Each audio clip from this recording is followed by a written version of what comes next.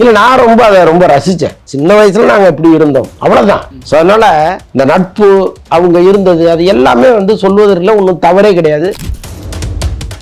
அதில் குறை கண்டுபிடிக்கிறதுக்கு ஒரு கூட்டம் இங்கே இருக்குது. ஸோ அதனால வணக்கம்னு சொன்னால் குறை கண்டுபிடிப்பான், நன்றின்னு சொன்னால் குறை கண்டுபிடிப்பான். நீங்கள் என்ன பேசுங்க, வந்தே மாதரம்னு சொன்னால் கூட அதில் ஒரு குறையை கண்டுபிடிப்பான்.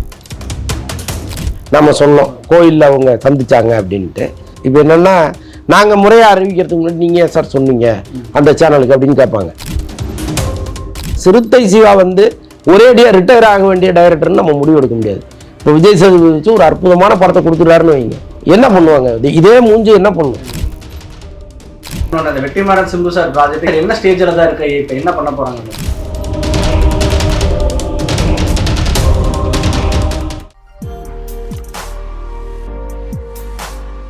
அக்காட் வியூவர்ஸ் எல்லாருக்கும் வணக்கம். இன்னைக்கு நம்ம கூட பார்த்தோம்னா பத்திரிகையாளர் மற்றும் சினிமா விமர்சகர் அந்தரன் சார் தான் நம்ம கூட இருக்காரு. வாங்க அவர் கூட சினிமா சம்பந்தமான நிறைய விஷயங்கள் பேசுவோம். சார் வணக்கம் சார். வணக்கம். எப்படி இருக்கீங்க சார்? நல்லா இருக்கேன். நம்மளோட மദ്രാசி படம் ஹிட்டா ஃப்ளாப்பான்றதே நிறைய பேருக்கு இன்னும் சந்தேகமாக தான் இருக்கு. ஏன்னா அஃபிஷியல் போஸ்டர் எதுவுமே வரல, ஒரு ஹாப்பினஸே எதுவும் தெரியாத மாதிரி தான் இருக்கு. ஒரு கேக் வெட்டுறது, மாலை போடுறது, அது எதுவுமே இந்த வரைக்கும் நடக்கல. போஸ்டரும் ரிலீஸ் ஆகல. என்ன சார் ஹிட்டா? இல்லை நல்ல வேலை அது பொய் சொல்லி ஏமாத்தாம ஜெனியூனா ஒதுங்கினாங்க பாருங்க, அதுக்கு நம்ம சல்யூட் வைக்கணும். ஏன்னா இங்கே பல பேர் ஓடாத படத்தை ஓடினதா பில்டப் பண்ணுவாங்க. இதை நம்பி ஒரு கூட்டம் சண்டை போட்டு கிடக்கும். இப்போ ஓடலன்னு உண்மையை நீங்கள் சொன்னீங்கன்னா நம்மகிட்ட சண்டைக்கு வருவாங்க. வர்றா நேற்று தான் சக்ஸஸ் மீட்டு கொண்டாடினாங்க, எல்லாரும் கூட்டமாக நின்றாங்க, பார்க்கலையா நீங்கம்பாங்க. அது எவ்வளவு போலித்தனமானதுங்கிறது நமக்கு தான் தெரியும். பட் மதராசியை பொறுத்தளவுக்கு ஜெனியூனாக ஒதுங்கிட்டாங்க. ரைட்டு, இது வேறு ரிசல்ட்டு, நம்ம தப்பாக கிளைம் பண்ணக்கூடாதுன்னு ஒதுங்கிட்டாங்க. உள்ளபடியே அவங்களுடைய அந்த அந்த நேர்மையை நம்ம பாராட்டணும். தயாரிப்பாளருக்கு கிட்டத்தட்ட ஒரு 30 கோடி லாஸ்ன்னு சொல்றாங்க. உங்களை பொறுத்த வரைக்கும் அதை லாஸ்ட்னா எடுத்துக்கலாமா? தயாரிப்பாளருக்கு லாஸ் நம்ம என்ன தனியா சொல்றது. அடுத்தபடியே பார்த்தோம்னா நம்மளோட ரஜினி சார் பேசின விஷயம் தான் 2 நாள் ஆனதுக்கு அப்புறமும் இன்னமும் அது போயிட்டு இருக்கு. நம்ம இளையராஜா சாரோட பாராட்டு விழால பேசியிருப்பாரு, நான் அவரும் குடிச்சோம், காட்சில் பேசுவோம், இந்த மாதிரி நிறைய விஷயங்கள் பேசியிருப்பாரு. நம்ம இளையராஜா சார் எப்படி பார்த்துருப்போம்னா ஒரு மிகுந்த மரியாதைக்குரிய நபராக பார்த்துருப்போம். வருவாரு, அமைதியா இருப்பாரு, போவார், இந்த மாதிரிலாம் பார்த்துருப்போம். இப்போ ரஜினி சார் பேசின விஷயத்தை எப்படி சார் பார்க்குறீங்க? இல்லை நான் அதை ரொம்ப ரசித்தேன். இப்போ இந்த சோசியல் மீடியாவில் பல பேர் நீதிபதிகளாக மாறி இது தவறு அப்படி இப்படின்னு தராசில் எடையை போட்டுக்கிட்டு இருக்காங்க. அதெல்லாம் தேவையே கிடையாது. சின்ன வயசுல நாங்கள் எப்படி இருந்தோம் அவ்வளோதான். இப்போ கலைஞரும் கண்ணதாசனும் இருந்த கதையெல்லாம் பின்னால் வந்துச்சு இல்லை, அவங்க இருந்தாங்க. அதில் ஒன்றும் பொய் பேசலையே. கலைஞர் எப்படிலாம் இருந்தோன்னா ஆரம்ப காலத்தில் எப்படி இருந்தோங்கிறதெல்லாம் அவர் சொல்லியிருக்கிறாரு. ஸோ அதனால் இந்த நட்பு அவங்க இருந்தது அது எல்லாமே சொல்வதற்குல ஒன்றும் தவறே கிடையாது. இன்னொன்று அந்தந்த வயசில் அதெல்லாம் நடக்குங்க.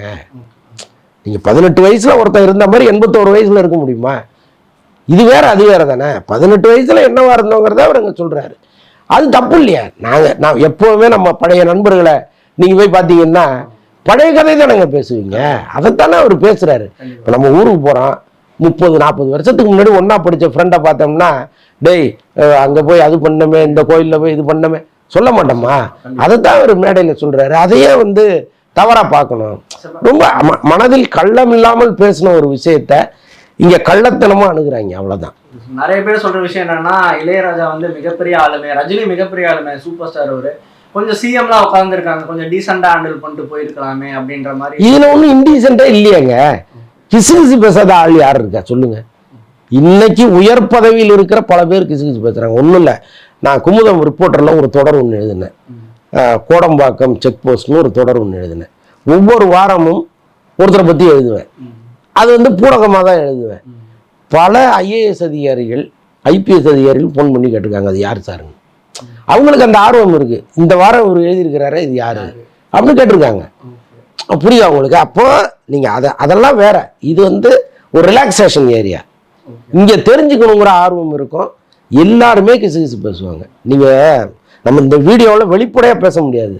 ஒரு மிகப்பெரிய நபர், ஒருத்தர் மிகப்பெரிய நபர் திரையுலகத்துல எல்லாரும் மதிக்கக்கூடிய ஒரு நபர், திடீர்னு ஒரு நாள் ஃபோன் பண்ணி ஒரு விஷயம் கேட்கிறாரு, உண்மையான கிசுகிசு. ஆமா, அதனால அந்த ஆர்வம் எல்லாருக்கும் உண்டு. ரஜினி பேசுனது என்னைக்கோ பேசுனது சொல்றாரு. இன்னைக்கும் உயர்மட்டத்தில் இருப்பவர்களுக்கு பலருக்கு அந்த ஆர்வம் இருக்கு. அதனால அதுல ஒன்றும் தப்பு இல்லையா? அதனால இன்னைக்கு நிறைய பேர் அவர் மேல இருக்கிற கோபமா கூட இருக்கலாம், ரஜினி மேல இருக்கிற கோபமா கூட இருக்கலாம். அது திருச்சி இல்லைங்க. இங்க யாரு என்ன பேசினாலும் அதுல குறை கண்டுபிடிக்கிறதுன்னு ஒரு கூட்டம் இங்க இருக்கு. நீங்க என்ன பேசுங்க, வந்தே மாதரம்னு சொன்னா கூட அதுல ஒரு குறையை கண்டுபிடிப்பான். ஸோ அப்படி ஒரு கூட்டம் இங்க வந்துருச்சு. ஸோ அதனால் வணக்கம்னு சொன்னால் குறை கண்டுபிடிப்பான், நன்றின்னு சொன்னால் குறை கண்டுபிடிப்பான். எல்லாத்துக்கும் ஒரு கூட்டம் இங்கே இருக்குது. அதனால் இவங்களுக்காக ஒருத்தர் வாழவே முடியாது. அடுத்தபடியாக நாங்கள் கேள்விப்பட்ட இன்னொரு ஆச்சரியமான விஷயம் என்னன்னா, இந்த காம்போ நாங்கள் எதிர்பார்க்கவே இல்லை. சிறுத்தை சிவா சாரும் விஜய் சேதுபதியும் படம் பண்ண போகிறாங்க, ஏதோ கோயிலில் மீட் பண்ணி எல்லாம் பேசியிருக்காங்க. இப்போ அது அடுத்த கட்டத்துக்கே போயிடுச்சு இந்த மாதிரிலாம் சொன்னாங்க. பண்ணுறாங்க சார், படம் பண்ணுறாங்க. ஆமாம், கிட்டத்தட்ட அப்படி ஒரு தகவல் உண்மைதான். ஆக்சுவலாக என்னென்னா, அது இந்த தகவலை வலைப்பேச்சில் நம்ம சொன்னோம், கோயிலில் அவங்க சந்திச்சாங்க அப்படின்ட்டு. அப்போ ஒரு பேட்டியில் ஒரு சிறுத்தை சிவா தான் சொன்னார், சார் நாங்கள் பர்பஸாக சந்திக்கலை, நாங்கள் ஏதோ படம் பண்ணத்துக்காக அந்த கோயிலுக்கு போனோங்கிற மாதிரி அவங்க பேசுனாங்கன்னு எங்களை குறை சொன்னார். பட் அதுதான் இப்போ நடக்குது. என்னன்னா, ரொம்ப ஏர்லியர் ஸ்டேஜில் ஒரு விஷயத்தை நம்ம சொல்லும் பொழுது அது நடக்காமல் போகிறதுக்கு நிறைய வாய்ப்புகள் இருக்குது. இப்போ என்னென்னா, நாங்கள் முறையாக அறிவிக்கிறதுக்கு முன்னாடி நீங்கள் ஏன் சார் சொன்னீங்க அந்த சேனலுக்கு அப்படின்னு கேட்பாங்க. ஸோ அதனால் ஒரு வேலையை பயந்துட்டு அப்படி சொன்னாரான்னு தெரில. பட் கிட்டத்தட்ட அது அந்த இது இடத்த நோக்கி தான் நகர்ந்துச்சு. இங்கே தான் பெரிய சந்தேகமே ஒன்று வருது. என்னன்னா, இப்போ விஜய் சேதுபதி ஒரு வின்னிங் ஸ்ட்ரீக்கில் இருக்காரு, தலைவன் தலைவியாக இருக்கட்டும், மகாராஜா ஒரு பெரிய சக்ஸஸில் இருக்காரு. இப்போ இந்த பக்கம் சிவா சார் பார்த்தோம்னா கொஞ்சம் ஆவரேஜாக தான் போயிட்டு இருக்கு. இப்போ கங்குவா இருக்கட்டும், மன்னாத்தியா இருக்கட்டும், பெருசாக சொல்லிக்கிற மாதிரி இல்லை. இந்த இடத்துல விஜய் சேதுபதி சார் இந்த டிசிஷன் எடுக்கிறாருன்னா அது சாதகமாக இருக்குமா பாதகமாக இருக்கும்? கட்டாயமாக எல்லாரும் பாசிட்டிவாக நினச்சி தானே ஒரு விஷயத்துக்குள்ளே வருவாங்க. இப்போ விஜய் சேதுபதிக்கு அந்த கதை பிடிச்சிருக்கிறதுனால தானே வர்றாரு. இன்னொன்று, சிறுத்தை சிவாவை வந்து நீங்கள் ஒரே அண்டர் எஸ்டிமேட்லாம் பண்ணக்கூடாது. ஒரு படம் தோல்வி அடைஞ்சிருக்கலாம், அதுக்கு பல காரணங்கள் இருக்குது. பண்ணாத படம் பண்ணும்பொழுது கொரோனா டைம், அது ஹைதராபாத்தில் ராமோஜிராவ் ஃபிலிம் சிட்டியில் ரஜினிக்கு உடம்பு சரியில்லாமல் போயிடுச்சு.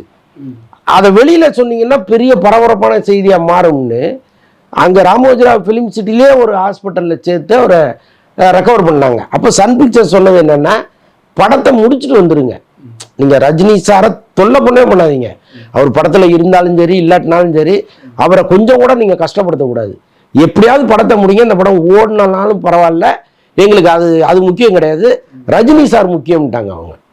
ஒரு டைரக்டரால் என்ன பண்ண முடியும்? ஒரு ஹீரோவை பாதுகாப்பாக கூட்டு வர்றது, படத்தையும் முடிக்கிறது, 2 டாஸ்கில் பாடிக்கிட்டார் அவர். அப்போ அண்ணாத்தை வந்து அவர் நினைச்ச மாதிரி எடுக்க முடியல, அதனால அது ஃப்ளாப் ஆகி போச்சு. கங்குவாவை பொறுத்தளவுக்கு முழுக்க சவுண்ட் இன்ஜினியரிங் மிஸ்டேக் அது கிட்டத்தட்ட ஒரு 70-80 ட்ராக் அது அந்த படத்தில். ஒருத்தர் பேசுறது, பேக்ரவுண்ட் மியூசிக், இந்த கூட்டம் எல்லாமே ஒரு 70-80 ட்ராக்கு. இந்த ட்ராக் எல்லாமே தனித்தனியாக மிக்சிங்கில் பண்ணணும். ஆனால் மிக்சிங்கில் என்ன பண்ணிட்டாங்க, எல்லாத்தையும் ஒரே ட்ராக் அடிச்சுட்டாங்க. அப்போ தியேட்டரில் ஒரே சத்தம். அந்த படம் ஃபெயிலியர் ஆனதுக்கு சத்தம் தான் முதல் காரணம். அதை ஓடிடியில் பார்த்தவங்க நல்லா இருக்குன்னு தான் சொன்னாங்க. படம் வந்து ஒரே அடியாக கழுவி ஊற்றணும்னு முடிவு பண்ணிட்டாங்க. சூர்யா மேலே இருக்கிற கோபம் இங்கே ஒரு கூட்டத்துக்கு. சூர்யாவை பொறுத்தளவுக்கு அவர் என்ன வந்து அரசியல் ரீதியாக கருத்து சொல்கிறாரு, கல்விக் கொள்கையை பற்றி பேசுகிறாரு. தஞ்சாவூருக்கு போனால் அவர் ஒய்ஃப் வந்து ஹாஸ்பிட்டல் கட்டுங்க, எதுக்கு கோயிலுக்கு செலவு பண்ணுறீங்கன்னு சொல்கிறாங்க, ஒரு பள்ளிக்கூடம் கட்ட சொல்கிறாங்க. இது எல்லாம் சேர்ந்து இந்த படத்தை வச்சு வெளு அப்படின்னு சொல்லி இறங்கிட்டாங்க. ஏற்கனவே இந்த படத்தில் மிக்சிங் பிரச்சனை, இவங்களும் கூட சேர்ந்து எல்லாரும் சேர்ந்து அடித்து இந்த படத்தை காலி பண்ணிட்டாங்க. அதனால் எதுக்கு சொல்ல வரேன்னா, சிறுத்தை சிவா வந்து ஒரேடியாக ரிட்டையர் ஆக வேண்டிய டைரக்டர்னு நம்ம முடிவு எடுக்க முடியாது. இப்போ விஜய் சேதுபதி வச்சு ஒரு அற்புதமான படத்தை கொடுத்துட்டாருன்னு வைங்க, என்ன பண்ணுவாங்க? இதே மூஞ்சி என்ன பண்ணும்?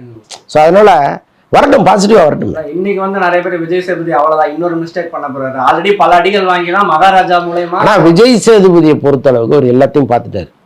வெற்றி தோல்வி வெற்றி தோல்வின்னு அவருடைய கிராஃப் இப்படி போயிட்டு தான் வரும். அதனால் அவர் ஒரு ஃபெயிலியர் கொடுத்தாலும் யாரும் டென்ஷன் ஆக மாட்டாங்க, ஒரு வெற்றியை கொடுத்தாலும் யாரும் டென்ஷன் ஆக மாட்டாங்க. அதனால் அவரை பற்றி தெரியும், அவரு கேஷுவலான ஒரு நடிகர். ஒரு வெற்றி வந்துருச்சுங்கிறதையா ஒரேடியாக ஆட மாட்டார், ஒரு தோல்வி வந்துருச்சுங்கிறதையா ஒரேடியாக படுத்துக்க மாட்டார். அவர் பாட்டா அவர் வேலையை பார்த்துட்டு போயிட்டு இருப்பாருங்கிறது எல்லாருக்கும் தெரியும். அதனால் அது ஒரு பெரிய டென்ஷன்லாம் கிடையாது. அடுத்தபடியா இன்னொன்று, அந்த வெற்றிமாறன் சிம்பு சார் ப்ராஜெக்ட் இன்னுமே மக்கள் எல்லாருமே ரொம்ப ஆர்வமாக எதிர்பார்த்துட்டு இருக்காங்க. அவர் நம்ம தானு சார் அவரோட சேனலில் ஒரு 60 செகண்ட் கிளிப்பிங்ஸ் மாதிரி ஒன்று விட்டுருப்பாரு. இப்போ என்னதான் சார், என்ன ஸ்டேஜில் தான் இருக்கு, இப்போ என்ன பண்ண போகிறாங்க? அடுத்த மாதம் ஷூட்டிங் போகிறாங்க, எல்லாமே பேசி முடிச்சுட்டாங்க, பிரச்சனை இல்லாமல் ஷூட்டிங் போகிறாங்க. சரி, அதுலேயே சிம்பு போட்டு அடிக்கிறது, இவர் அதிகமாக சம்பளம் கேட்குறாரு, இன்னுமே அந்த ஹீரோஸ் மேலே இருக்கிற வன்மம் அது இப்போ சால்வ் ஆகிடுச்சு, எல்லாமே சால்வ் பண்ணிட்டாங்க. ஆக்சுவலாக என்னென்னா, இப்போ தக் லைஃப் ஓடி இருந்ததுன்னா இந்த படம் என்றைக்கோ ஸ்டார்ட் பண்ணியிருப்பாங்க. தக் லைஃப் ஓடலைங்கும் போது சிம்புவையும் பாதிக்குது. அப்போ அந்த சம்பள பிரச்சனை ஒன்று இருக்குது, அதுக்கப்புறம் வெற்றிமாறனோட பட்ஜெட் பிரச்சனை ஒன்று இருக்குது. இது எல்லாத்தையும் பேசி சரி பண்ணிட்டாங்க. சார், இப்போ அஜித் சாரையே நம்ம எடுத்துப்போம், அவர் குட் பாடக்லேயே ஒரு ப்ராஃபிட் வெஞ்சர் தான் நிறைய பேர் சொல்கிறாங்க, படமும் நல்லா போயிருக்கு. இன்னுமே அந்த அனௌன்ஸ்மெண்ட்டே வரல. இப்போ அஜித் ரசிகர் தான் ஒன்றும் பாவம்னு நினைக்கிறேன். எல்லா அப்டேட்டுக்காகவும் வெயிட் பண்ணிட்டே இருக்க வேண்டிய நிலைமையில தான் அவங்க இருக்காங்க. அடுத்து என்ன சார், என்ன அனௌன்ஸ்மெண்ட் சார், எப்போ படம் ஸ்டார்ட் ஆகுது? அந்த இவர் ஆதித்ய ரவிச்சந்திரன் படம் தான் கன்ஃபார்ம் பண்ணிட்டாங்க. அதான் அனௌன்ஸ்மெண்ட்டு மட்டும் கொஞ்சம் தள்ளி தள்ளி போகுது. என்ன காரணம்னா இப்போ அஜித் வந்து அடுத்த ரேஸுக்கும் இப்போ போயிட்டு இருக்கிற ரேஸுக்கும் நடுவில் தான் நடிக்க போகிறார். அது ப்ராப்பராக எப்போன்னு தெரிஞ்சதுன்னா அதுக்கேற்ற மாதிரி அனௌன்ஸ் பண்ணுவாங்க. சார் இப்போ ரீசெண்டாக நான் கேள்விப்படுற விஷயம் கொஞ்சம் ஆச்சரியமாக தான் இருக்குது. பெரிய ஹீரோக்களுக்கு ப்ரொடியூசர் கிடைக்கல, அவங்க பட்ஜெட் அதிகமாக இருக்குது, சேலரி அதிகமாக கேட்குறாங்க, சிங்கிள் பேமெண்ட்டாக கேட்குறாங்க, இந்த மாதிரி நிறைய இஷ்யூஸ் இருக்குது. இப்போ சிவகார்த்திகேயன் சூர்யாவுக்கு ப்ரொடியூசர் கிடைக்காம தான் இருக்காங்க. இப்போ தெலுங்குலேருந்து வந்தாலுமே கஷ்டம் தான் அப்படின்ற மாதிரி சொல்கிறாங்க. உண்மையாக சார் இது ப்ரொடியூசர் கிடைக்காம கஷ்டப்படுறாங்க? ஆமாம், இங்கே நடிகர்கள் கேட்குற சம்பளத்துக்கு ப்ரொடியூசர் இல்லை, அவ்வளோதான். இவங்களுக்கு வந்து இந்த யதார்த்தம் புரிய மாட்டேங்குது. எப்போவுமே நடிகர்களை சுற்றி 10 அல்லக்கைகள் இருக்கும். இவங்க யதார்த்தத்தை போய் சொல்லவே மாட்டாங்க. சார் உங்கள் படம் அவ்வளோ கலெக்ஷன் சார், இவ்வளோ கலெக்ஷனு, தியேட்டர் நிரம்பி வழியுது, ப்ரொடியூசர் உங்கள்கிட்ட போய் சொல்கிறாருன்னு வாங்க. ஆனால் இங்கே செங்கல்பட்டு தாண்டி போய் பார்த்தா தான் தெரியும் எவ்வளோ தியேட்டர் காலியாக கிடக்கு, எவ்வளோ தியேட்டர் ஷோ பிரேக் ஆச்சுன்னு. அப்போ இவங்க என்ன பண்ணுவாங்க, இந்த சுற்றி இருக்கிற அல்லக்கைகள் சொல்கிறத கேட்டுக்கிட்டு இவங்களா தன்னை வந்து ஒரு பெரிய ராஜாதி ராஜான்னு நினச்சிக்கிறது. அப்போ ஒரு சம்பளத்தை ஃபிக்ஸ் பண்ணிவிட்டு அதுலேருந்து இறங்கவே மாட்டாங்க அவங்க. இதுதான் இங்கே இருக்கிற பிரச்சனை. தயாரிப்பாளர்கள் இங்கே பார்த்தாங்க, பொறுத்து பார்த்தாங்க, சரி இவங்களை வச்சு நம்மளால் படம் பண்ண முடியாது, விட்டுருவோம், வெளி மாநிலத்திலேருந்து வந்து ஏமாந்து போடுன்னு விட்டாங்க. இப்போ பல பேர் வெளி மாநிலத்திலேருந்து வந்து பெரிய அளவு நஷ்டமாகி திரும்பி ஓடிட்டு இருக்காங்க. அதுதான் இங்கே என்னென்னா, நீங்கள் ஹிட் ஆகி பெரிய வசூலை கொடுத்தீங்கன்னா சம்பளத்தை ஏற்றுக்க தப்பே கிடையாது. படம் ஃப்ளாப்பான பிறகு சம்பளத்தை ஏற்றுறது இருக்குல்ல, அதுதான் இங்கே பல பேருக்கு பெரிய அதிர்ச்சியாக இருக்குது. என் படம் ஃப்ளாப்புங்கிறத முதல்ல அவங்க நம்பணும்ல, அப்படி நம்புறதுக்கு யாரும் தயாராக இல்லை இங்கே. அது யாரும் சொல்லவே மாட்டேன்றாங்க. ஹீரோ காதுக்கு அது போகாது சார், நம்ம படம் போக விட மாட்டாங்க. எப்போவுமே அவங்க என்னன்னா ஒன்லி பாசிட்டிவ்மாங்க. இப்போ நெகட்டிவாக நீங்கள் பேசுனீங்கனாலே நெகட்டிவ் வைப்ரேஷன் இது உள்ள விடாதுன்னுவாங்க. புரியுது அவங்களுக்கு? என்ன சுற்றி பாசிட்டிவ் வைப்ரேஷன் மட்டும் இருக்கணும், நெகட்டிவ் வைப்ரேஷன் வரவே கூடாது. அது ஆஃபீஸை விட்டு வெளியேற்றிருந்துவாங்க. அப்போ எவன் உண்மையை போய் சொல்லுவான்? சொல்லவே மாட்டாங்க. சார் சூப்பர் சார், நீங்கள் நின்னா திரும்புகிறான், அந்த பக்கம் திரும்பினா கை தட்டுறான் அப்படின்னு சொல்லிகிட்டே இருப்பாங்க, ஜாலரா அடிச்சுட்டே இருப்பாங்க. அதெல்லாம் நம்பிட்டே இருப்பார் ஹீரோ. அதுதான் அதில் இருக்குது. இப்போ சங்கங்கள் நம்ம நிறையா இருக்குது, ப்ரொடியூசர்ஸ் கவுன்சில் இருக்குது, டைரக்டர்ஸ் கவுன்சில் இருக்குது. இப்போ நீங்கள் முன்னாடியே அனுஷ் சிவகார்த்திகேயன் பிரச்சனைக்கே சொன்னீங்க, சங்கங்கள் எதாவது வந்து பேசணும் அப்படின்னு. இந்த சங்கங்கள் ஏன் பேசவே வர மாட்டேறாங்க சார், முன் வரவே மாட்டேன்றாங்க, அவங்களே பேசிப்பாங்க அப்படின்றாங்க. மற்ற இண்டஸ்ட்ரியில் ஸ்ட்ராங்காக இருக்காங்க, சங்கங்கள் ஏன் அமைதியாக இருக்காங்க? சம்பள விஷயத்தில் சம்பளத்தை குறைப்பதற்கான பேச்சுவார்த்தையெல்லாம் நடந்துச்சு. அதான் பெரிய நடிகர்களோடு பேச்சுவார்த்தை நடத்தணும்னு அவங்க விரும்புகிறாங்க. ஆனால் பெரிய நடிகர்கள் வரணும் இல்லை. அங்கே மீட்டிங் வந்தவங்களை பார்த்தீங்கன்னா நீங்களே சிரிச்சிருவீங்க. சம்பளமே வந்து ஒரு 25 லட்சம் 50 லட்சம் வாங்குற நடிகர்கள் தான் அங்கே வந்தாங்க. 50 கோடி 100 கோடி வாங்க ஒரு நடிகர் கூட அங்கே வரல. அப்போ அந்த பேச்சுவார்த்தை எப்படி இருக்கும்? அப்போ அவங்களும் முயற்சி பண்ணி தான் பார்க்குறாங்க. இவங்க ஒத்துழைச்சா தானே நடக்கும். அடுத்தபடியாக நம்மளோட ஆக்டர் சூர்யா சார் எல்லாருமே கருப்பு பொங்கலுக்கு வரும் தான் எதிர்பார்த்துட்டு இருந்தோம். விஜய் விச சூர்யா அப்படின்லாம் ஒரு ட்ரெண்டு போயிட்டு இருந்துச்சு. இப்போ திடீர்னு அவங்க பேக் வாங்கியிருக்காங்க, தள்ளி போகிறாங்க. இது அடுத்து அவரோட லக்கி பாஸ்கர் டைரக்டர் அவரோட வெங்கட்லூரி ப்ராஜெக்ட் இருக்குது. இது எந்த அளவு சிக்கலாக முடியும் சார்? ஒரு 30 நாள் கேப்லேயே 2 படமும் வந்துடும் அப்படின்ற மாதிரிலாம் சொல்கிறாங்க. இல்லை, வருவதற்கு வாய்ப்பு இருக்குது. 30 நாள் கேப்புங்கிறது ஒரு பெரிய விஷயம் இல்லை, வரலாம், அதில் ஒன்றும் தப்பு இல்லை. பட் இந்த படம் வந்து கருப்பு படம் வந்து நிறையா ஒர்க் இருக்குது அவங்களுக்கு. இன்னொரு 13 நாள் ஷூட்டிங் பாக்கி இருக்குது. அப்புறம் இன்னொன்று கம்பெனி ஃப்ளோவாக இருந்ததுன்னா உங்களுக்கு நினச்சதை டக்குன்னு பண்ணிடலாம். அவங்களும் நிறைய நெருக்கடியில் இருக்காங்க. ஸோ அதன் காரணமாக தான் அது தள்ளி போகுது. மற்றபடி ஒரு தனியாக தான் வருவாங்க அவங்க. இன்னொரு படம் வரும்பொழுது வந்தால் அது மேலும் ரிஸ்க்கு. ஸோ அதனால் தனியாக தான் வரும். படம் நல்லா இருந்தால் கூட தனியாக வர்றது எப்போவுமே நல்லது. இப்போ நிறைய பேர் சூர்யா சார் கிண்டல் பண்ணுறது பார்த்தீங்கன்னா, விஜய் பயந்துட்டு போயிட்டாரு, பின் வாங்கிட்டாங்க, அவர் தோத்துருவோன்னு தெரியும், அதனால இந்த மாதிரிலாம் கருத்துக்கள் வழக்கமாகவே சூர்யா சார் மேலே ஒரு காண்டில் தான் இருப்பாங்க. இதில் அவருக்கு இதுக்கு தான் சம்மந்தம் இருக்கா சார்? இல்லை, அவர் அதெல்லாம் காதிலே வாங்க மாட்டாருங்க. இப்போ இருக்கிற பல பெரிய நடிகர்கள் சோசியல் மீடியாவில் வந்து இந்த கமெண்ட்டெல்லாம் படிப்பாங்கன்னு நினைக்கிறீங்க? அதெல்லாம் யாரும் பார்க்க மாட்டாங்க. நான் தான் சொல்கிறேனே, ஒரு நெகட்டிவ் வைப்ரேஷனே வேணான்னு நினைக்கிற ஒருத்தர் வந்து எப்படி இவங்களுடைய நெகட்டிவ் கமெண்ட்டை முதல்ல படிப்பார்? அதனால் அதெல்லாம் படிக்கவே மாட்டாங்க. அதெல்லாம் நம்ம ரசிகர்கள் மாறி படித்து சண்டை போடுறதுக்கு சரியாக இருக்குமே தவிர நடிகர்கள் யாருமே அதை கண்டுக்க மாட்டாங்க. சார் இப்போ இன்னொரு இன்ட்ரெஸ்டிங்கான கமெண்ட் ஒன்று பார்த்தேன் இன்டர்வியூவில். என்னன்னா, ஸ்டூடியோ கிரீன் ஞானவேல்ராஜா என்ன ஆனார், கங்குவாக்கு அப்புறம் அவர் சொல்லியிருப்பாரு வவுச்சரை வச்சுக்கோங்க எல்லாருமே வருவீங்க சக்ஸஸ் மீட்டுன்னு சொல்லியிருப்பாரு. இப்போ ஞானவேல்ராஜா என்ன ஆனாருன்னு தெரியல, என்ன சார் பண்ணிட்டு இருக்காரு? என்ன இல்லைங்க, சினிமாவில் வந்து பல கோடிகளை இழந்த ஒருத்தர் வந்து அந்த சினிமாவிலேருந்து தான் எடுக்கணும். அதற்கான முயற்சியில் அவர் ஈடுபட்டிருக்காரு. பட் ஒருத்தர் ஒரு தோல்வி அடைந்து பண கஷ்டத்தில் இருக்கும்பொழுது அல்லது கடன் நெருக்கடியில் இருக்கும்போது அவரை பார்த்து சிரிக்கிறது வந்து ரொம்ப ரொம்ப தவறான ஒரு விஷயம். அதை இங்கே சோசியல் மீடியாவில் ரொம்ப கேஷுவலாக பண்ணிகிட்டு இருக்காங்க. அவரும் ஒரு தயாரிப்பாளர் ஏதோ முயற்சி பண்ணுறாரு தன் படத்தை ஓட வைப்பதற்காக, மேலும் சில வார்த்தைகளை போடுறாரு, அவ்வளோதான். அதை வந்து பெரிய கொலை குற்றமெல்லாம் நம்ம கருத முடியாது. இப்போ கடைக்கு போகிறீங்க, ஒரு துணி விற்கிறவனே என்ன பண்ணுறான், ஒரு உருப்படாத துணியை சார் இது அங்கேருந்து வந்தது இங்கேருந்து வந்தது பிராண்டு சார் அப்படி இப்படின்னு சொல்லி தலையை கட்டுறான். அப்போ இத்தனை கோடி போட்டு படம் எடுக்கிற ஒருத்தர் 2 வார்த்தை எக்ஸ்ட்ரா பேசினா தப்பா என்ன? ஸோ அதை ஒரு பெரிய தவறாக நினச்சி இங்கே அது சொன்னியே இது சொன்னியே டோக்கன் இங்கே இருக்குது நீ எங்கே இருக்குன்னா கேள்வி கேட்டுட்டு இருக்காங்க. அதெல்லாம் ரொம்ப தவறான திசையை நோக்கி போயிட்டு இருக்கு. என்ன நடக்க போகுது? அடுத்து எந்த ப்ராஜெக்ட் அவர் அசைன் பண்ற இடத்துல இருக்காரு பேசிட்டு இருக்காங்க. போயிட்டு அப்படி சும்மா இருக்க முடியாதுல்ல, கட்டாயமா சூர்யா வச்சு படம் பண்றேன். அந்த 2 பேர் வச்சத சூர்யா சார் காந்தி சார் வச்சு மட்டும் தான் பண்ணுவாரு. இல்ல அவங்க தானங்க நீ கை கொடுக்க முடியும். உறவினர்கள் அவங்க ஒரு 3rd பர்சன்ட்ட போய் நீங்க டேட்டு கேட்டீங்கன்னா கட்டாயமா ஒரு சம்பளம் கொடுப்பாரு. இவங்க நீங்க படத்தை வித்துட்டு அப்புறம் கொடுங்கம்பாங்க. அந்த சலுகை இருக்குல்ல. இறுதியா ஒரு கேள்வி, நம்மளோட கமல் சார் வந்து அடுத்து என்ன ப்ராஜெக்ட் மூவ் பண்ண போறாரு இன்னுமே ஒரு டவுட். அது ஏன்னா எம்பி ஆனதுக்கு அப்புறம் அவர் எப்படி பண்ண போறாருன்னு தெரியல. அவர் இமிடியேட்டா எது அன்பரிவு ப்ராஜெக்ட் அன்பரிவு படம் தான் இன்னைக்கு கூட அந்த படம் தொடர்பான செய்தி பத்திரிகைகளில் வந்திருக்கு. மலையாளத்தை சேர்ந்த ஒரு ரைட்டரை கொண்டு வந்திருக்காங்க. அது வந்து ஒரு சத்தியமங்கலம் காட்டு பகுதியில் நடக்கிற ஒரு படம். அது ஒரு மலையூர் மூம்பட்டியான் மாதிரி வரப்போறாரு கமல். முழுக்க முழுக்க ஆக்ஷன் படமாக இருக்க போகுது. சரி, இப்போ பொங்கலுக்கு நிறைய படம் வரப்போகுது இல்லை, எது சார் 4 நாள் கேப்ல எல்லாரும் வராங்க. இப்போ எந்த படம் ஜெயிக்கும்னு நினைக்கிறீங்க சார்? ஜனநாயகம் அதெல்லாம் எந்த படத்தையும் பார்க்காம நம்ம சொல்லவே முடியாது. எல்லாமே எதிர்பார்ப்புகள் நிறையா இருக்கும். பார்த்தா தான் எது ஜெயிக்குங்கிறதே தெரியும்.